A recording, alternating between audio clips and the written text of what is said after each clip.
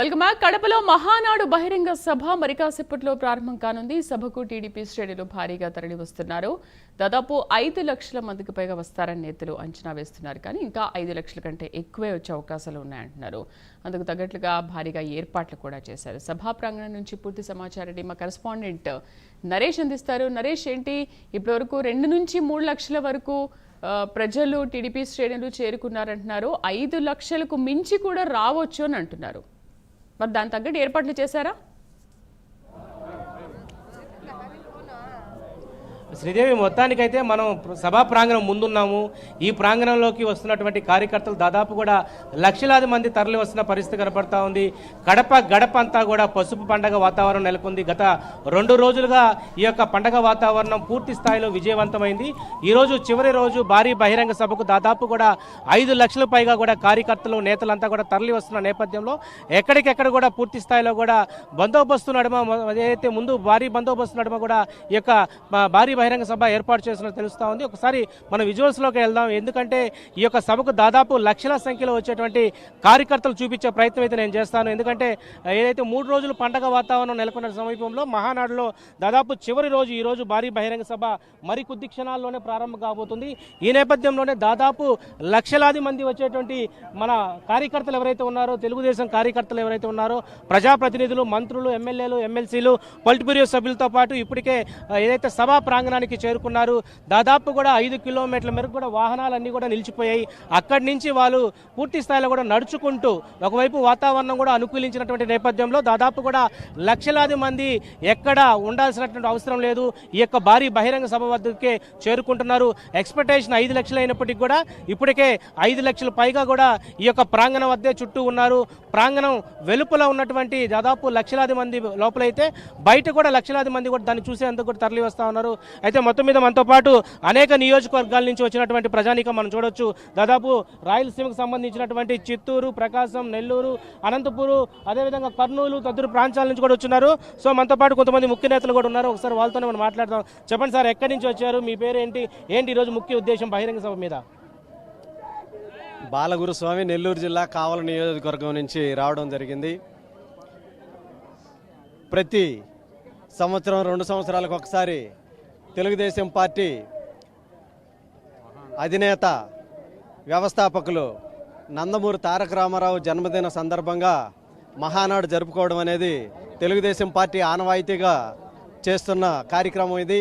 అయితే ఈసారి 2024లో అధికారంలోకి వచ్చిన తర్వాత మహానాడు అనేది ఎప్పుడు కడప జిల్లాలో ఇంతవరకు పెట్టలేదు. ఫస్ట్ టైం కడప జిల్లాలో మహానాడు అనేది ఏర్పాటు చేయడం జరిగింది. గడిచిన 2 రోజుల్లో కూడా దాదాపు రోజుకు 1,00,000 పైబడి జనాలు రావడం జరిగింది.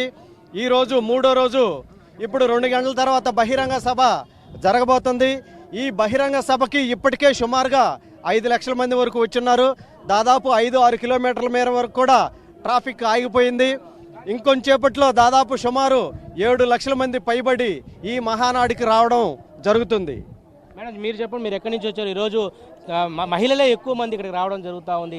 ఏంటి మీ యొక్క ఈ పండగ వాతావరణంలో ఏంటి మీ బాధ్యత, మీ కీలక పాత్ర? మేము చిత్తూరు నుంచి వచ్చాము. మాకు గురజాల జగన్మోహన్ గారు ఎమ్మెల్యే గారు మాకు మహిళలకి ప్రత్యేకంగా గురజాల జగన్మోహన్ గారు ప్రత్యేకంగా ఆహ్వానించి మాకు ప్రత్యేక సౌకర్యార్థం చేసి మాకు ఇక్కడ ఉండడానికి రూమ్స్ అవైలబుల్గా ఇచ్చారు. మాకు బస్సులు 21 బస్సులు వచ్చినాయి మా చిత్తూరు కాన్స్టిట్యున్సీ నుంచి. మేము 14వ వార్డు, నా పేరు వచ్చి సంధ్య. ఇక్కడ చాలా సౌకర్యంగా చేశారు. సుమారు 5 కిలోమీటర్లు అవతలే ప్రాంగణంలో నుంచి ఇక్కడికి నడుచుకొని వచ్చేయడం జరుగుతుంది. లక్షల జనాలు, సుమారు 6 లక్షల జనాల వరకు ఇప్పటికే వచ్చేస్తున్నారు లోపలికి. ఇంకా వేల జనాలు వచ్చే సౌకర్యం కూడా ఉండేటట్టు అనిపిస్తుంది. మీరు చెప్పండి, మీరు ఎక్కడి నుంచి వచ్చారు? ఈరోజు ఈ బహిరంగ సభకు దాదాపు లక్షలాది మంది వచ్చారు కదా. మాది నెల్లూరు జిల్లా ఉదయగిరి మండలము. మా ఉదయగిరి మండలం నుంచే దాదాపుగా 38 బస్సులు పెట్టున్నారు మన కాకర్ల సురేష్ ఎమ్మెల్యే గారు. అందువల్ల ఇంకా అన్ని మండలాల నుంచి కూడా ఉదయగిరి జనాలు ఇంకా కూడా రాలేదు. చాలా దూరం బద్వేలు దగ్గరనే ఉన్నారు. మధ్యలో భోజనాలు చాలా ఏర్పాటు చేశారు. మా కాకర్ల సురేష్ అడుగడుగున భోజనాలు అందరికి ఏర్పాటు చేశారు. ఈ భోంచేస్తూ ఇంకా బద్వేలు దగ్గరనే ఉన్నాయి. అన్ని మండలాలు కలుపుకొని దాదాపుగా 100 బస్సులు పైన వస్తున్నాయి. చాలామంది మేము ముందు ఉదయం నుంచే వచ్చున్నాం. ఇక్కడ చాలా చూసుకుంటానే ఉన్నాము. లక్షలాది దాటే సిచ్యువేషన్ కనిపిస్తుంది. 6-7 లక్షలు పైబడే వచ్చేటట్టుగా ఉన్నారు. ఈ మహానాడు చూస్తుంటే చాలా పండగలాగా ఉంది. కడపలో ఇంత భారీగా ఈ మహానాడు జరుగుతుందని ఎవరూ ఊహించుకోలేదు. కడప జిల్లాలోనే తెలుగుదేశము అత్యధిక 7 స్థానాలు సాధించిన దానివల్ల రెడ్డమ్మ గారి ఎమ్మెల్యే మాధవరెడ్డి గారు చాలా బహిరంగంగా ఈ మహానాడుకు ఫుల్ బందోబస్తు కానీ చాలా భోజన వసతులు కానీ చాలాగా మంచిగానే ఏర్పాటు చేసినందుకు ఆమెకు మనసారా ధన్యవాదాలు తెలుపుకుంటున్నాం. మీరు చెప్పండి, ఎక్కడి నుంచి వచ్చారు మీరు? మాది సత్యసాయి జిల్లా వడాక్షర.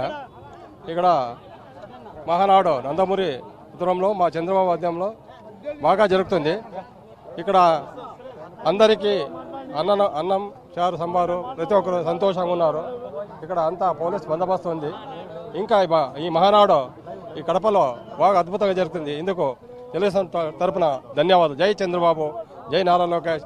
మీరు చెప్పండి, ఈరోజు యువనేత నారా లోకేష్కి కీలక బాధ్యతలు ఇస్తున్నట్టుగా తెలుస్తోంది, మీరేమంటారు? పార్టీలో ప్రతి కార్యకర్త కూడా నారా లోకేష్ గారికి కీలక బాధ్యతలు ఇవ్వాలని చెప్పి అందరు అభీష్టం మేరకే ఈరోజు జరగబోతుంది. ఎందుకనంటే గడిచిన 2019-24 మధ్యలో వైసీపీ రాక్షస ప్రభుత్వంలో ఎలా పరిపాలన అనేది చేశారనేది అందరూ చూడటం జరిగింది. ఈరోజు తెలుగుదేశం పార్టీ మళ్ళీ జవసత్వాలు పుంజుకొని అధికారంలోకి వచ్చి కడప గడ్డలో మహానాడు ఈరోజు పెట్టబోతున్న దానికి దీని వెనకాల కర్త కర్మ క్రియ పార్టీని నిలబెట్టిన వ్యక్తి నారా లోకేష్ గారు. అది యువగలం పాదయాత్ర ద్వారా రుజువు చేసుకున్నారు. కాబట్టి ఇప్పుడున్న యువతరం అందరూ కూడా కోరుకునేది ఏంటంటే నారా లోకేష్ గారికి పార్టీ బాధ్యతలు అప్పచెప్పాలి. కానీ ఇప్పుడు చంద్రబాబు నాయుడు గారు ఉన్నారు కాబట్టి కీలకంగా చంద్రబాబు నాయుడు గారి తర్వాత ఉండే కీ రోల్ అనేది ఇప్పుడు పార్టీలో నారా లోకేష్ గారే. కాబట్టి నారా లోకేష్ గారికి వర్కింగ్ ప్రెసిడెంట్ పదవి ఇవ్వాలి అనేది ఆంధ్ర రాష్ట్రంలో ఉన్న, నాట్ ఓన్లీ ఆంధ్ర రాష్ట్రం, అన్ని రాష్ట్రాల్లో ఉన్న తెలుగుదేశం పార్టీ యువ కార్యకర్తలు అందరూ కూడా ఈరోజు నారా లోకేష్ గారికి బాధ్యతలు ఇవ్వాలని కోరుకుంటున్నారు. వీరితో పాటు సీనియర్లు కూడా ఈరోజు లోకేష్ గారి నాయకత్వంలో పనిచేసేదానికి, లోకేష్ నాయకత్వాన్ని బలపరిచేదానికి, లోకేష్ నాయకత్వంలో ముందుకు పోయేదానికి కూడా ఈరోజు సీనియర్లు అందరూ కూడా సుముఖంగా ఉన్నారు. అందువల్ల రాబోయే తరాల్ని నడిపించే వ్యక్తి, తెలుగుదేశం పార్టీని మళ్ళా అధికారంలో నిలబెట్టే వ్యక్తి నారా లోకేష్ గారు. కాబట్టి రాబోయే రోజుల్లో తను ఒక ధృవతారలాగా నిలబోతున్నాడు. కాబట్టి తనకి నాయకత్వ బాధ్యతలు అప్పచెప్పాలి, పార్టీలో కీ రోల్ ఇవ్వాలని చెప్పేసి అందరూ కూడా ఈరోజు కోరుకుంటున్నారు. సో మొత్తానికి మహానాడు ప్రాంగణం అంతా కూడా కిక్కిరిసిపోయింది. అనేక సుదూర ప్రాంతాల నుంచి కూడా ప్రజానీకం వస్తూ ఉన్నారు. దాదాపు లక్షలాది మంది ఈ యొక్క మహానాడు ప్రాంగణానికి చేరుకోబోతున్నారు. ఎక్కడికెక్కడ కూడా పూర్తి స్థాయిలో కూడా ట్రాఫిక్ స్తంభించిపోయింది. పోలీసులు వీటన్నిటిని కూడా ముందుకు తీసుకెళ్లే ప్రయత్నం చేస్తూ ఉన్నారు. ఎక్కడికెక్కడ బస్సులు, ప్రైవేట్ ట్రావెల్స్, వాళ్ళు సొంత వాహనాలతో వచ్చినటువంటి లక్షలాది మంది జనాలు మహానాడు ప్రాంగణానికి చేరుకుంటూనే ఉన్నారు.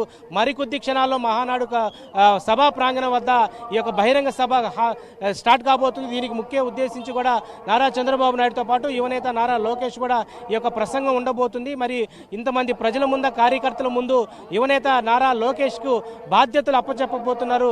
అవి ఏ బాధ్యతలు అనే దాని మీద కూడా పూర్తి సందిగ్ధం అయితే నెలకొంది. మరి వర్కింగ్ ప్రెసిడెంట్గా ఆయన అనౌన్స్ చేయబోతున్నటువంటి సందర్భంలో దాదాపు పార్టీ కార్యకర్తలు, పార్టీ కేడర్ అంతా కూడా సంతోషిస్తుంది. మీరు చెప్పండి, ఈరోజు ప్రధానంగా నారా లోకేష్కి ఈరోజు వర్కింగ్ ప్రెసిడెంట్ ఇవ్వనట్టుగా తెలుస్తూ ఉంది. మరి మీరేమంటారు మీ యువనేతకి ఇవ్వడం పట్ల?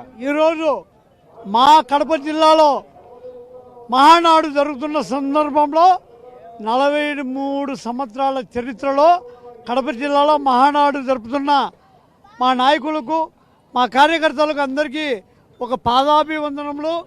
ఈరోజు నారా లోకేష్ గారు యువకలం అనే ఒక ప్రోగ్రాం చేసి ఈరోజు ఆంధ్రప్రదేశ్లోనే ఖచ్చితంగా ఆయన పాదయాత్ర వల్ల, యువకలం వల్ల ఖచ్చితంగా పార్టీ అనేది వచ్చింది.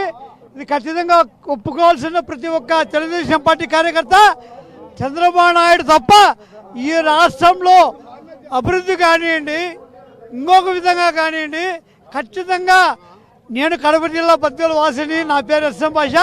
కానీ ఈ జిల్లా వాసి జగన్మోహన్ రెడ్డి ఖచ్చితంగా జిల్లాను ఒక పులివెందులు తప్ప బద్వేలు నియోజకవర్గం కానీ ఏ 10 నియోజకవర్గాల్లో కూడా ఆయన డెవలప్ జరగలేదు.